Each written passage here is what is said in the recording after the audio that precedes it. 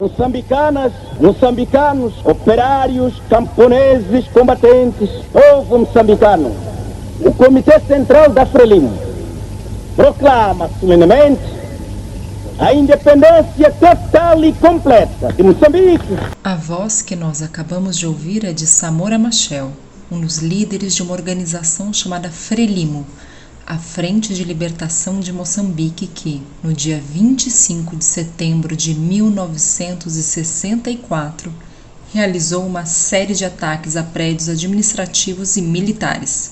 Os prédios atacados eram ligados ao governo de Portugal, que na época ainda colonizava a região.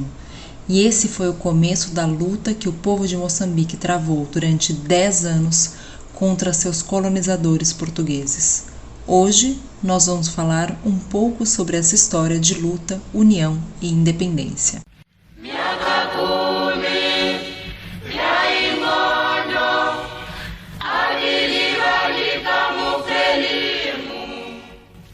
Moçambique é um país que fica no sudeste do continente africano. Em termos de tamanho, é um pouco menor que o estado do Mato Grosso, aqui no Brasil. E português também é o idioma oficial de Moçambique, onde se fala, além do português, aproximadamente 41 línguas, como Xangana e Chimaconde. Antes de ser invadida por Portugal em 1498, aquela era uma região próspera, com impérios como o de Monomotapa e o Reino de Gaza. Após a invasão, a região foi colonizada durante quase 500 anos pelos portugueses. Como aconteceu aqui e em muitos outros lugares, quando os portugueses chegaram, o projeto de colonização era de explorar a região para obter o maior lucro possível às custas dos povos colonizados. Nos primeiros séculos, o grande interesse de Portugal na região era capturar pessoas para alimentar o tráfico de escravizados. Durante muito tempo, essa foi a maior atividade econômica dos portugueses na região. Quando o tráfico começou a ser proibido em diversos lugares do mundo, os portugueses encontraram uma nova forma de continuar explorando os povos da região. Enquanto muitos moçambicanos eram obrigados a trabalhar em lavouras controladas por portugueses ou por companhias associadas aos portugueses, outros eram obrigados a enfrentar o árduo trabalho nas minas de ouro da África do Sul.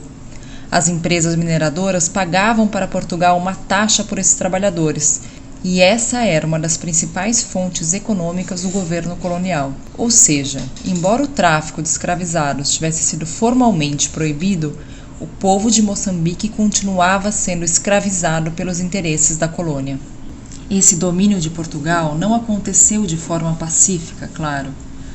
Portugal sempre enfrentou resistência, mas com as forças armadas eles conseguiram durante muito tempo manter seu poder. Além disso, Portugal tinha duas táticas importantes para assegurar e fortalecer sua presença em Moçambique. A primeira era incentivar as diferenças entre as comunidades étnicas, para evitar que os povos se unissem e exigissem a expulsão dos portugueses, construindo um governo do próprio povo moçambicano para o povo moçambicano. A segunda tática era dificultar o acesso da maioria da população à educação. Enquanto as crianças de origem portuguesa tinham incentivos para estudar, as crianças de origem africana encontravam inúmeros empecilhos para conseguir acesso às escolas. Um resultado disso é que na década de 1970, mais de 90% da população ainda era analfabeta. Em 1962, animados pela onda das lutas pela independência que ocorriam em todo o continente africano, 3 movimentos nacionalistas moçambicanos se uniram para criar a Frente de Libertação de Moçambique. A proposta da Frelimo era de conquista da independência e a construção de um governo africano de poder popular, democrático e socialista. A Frelimo pretendia acabar com a discriminação racial e sexual e implementar um salário mínimo universal.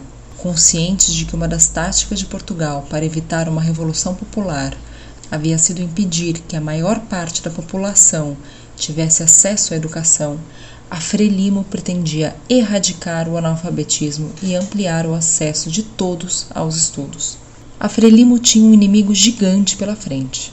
Para termos uma ideia da dimensão de sua tarefa, em 1967, a Frelimo, que começara a luta com 200 guerrilheiros, agora chegava a 8.000. Já Portugal contava com cerca de 68 mil soldados.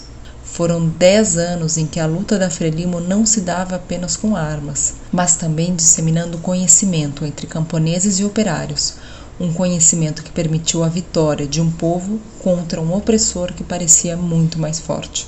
O projeto de erradicação da discriminação sexual começou já durante a luta. As mulheres pegaram em armas e fizeram parte da guerrilha. Eram mulheres como Josina Machel, que criou o destacamento feminino da Frelimo. É uma importante referência da luta das mulheres e morreu antes de ver sua Moçambique independente. Há também a grande escritora Paulina Chiziane, que foi guerrilheira na luta de libertação e a primeira mulher a ter um livro publicado em Moçambique. Em 1975, Moçambique finalmente conquistou sua independência e Samora Machel se tornou seu primeiro presidente. Mas após séculos de exploração e colonização, o caminho para uma sociedade justa e socialista não seria fácil. Samora Machel, que sempre alertava que a luta não havia terminado, escreveu: "Nenhum milagre virá ajudar-nos nessa tarefa gigantesca. O processo de transformação é feito pelos homens que somos, lutando continuamente contra as nossas próprias limitações. Não será em 10 ou 20 anos que se liquidarão os pesos mortos de uma herança milenária.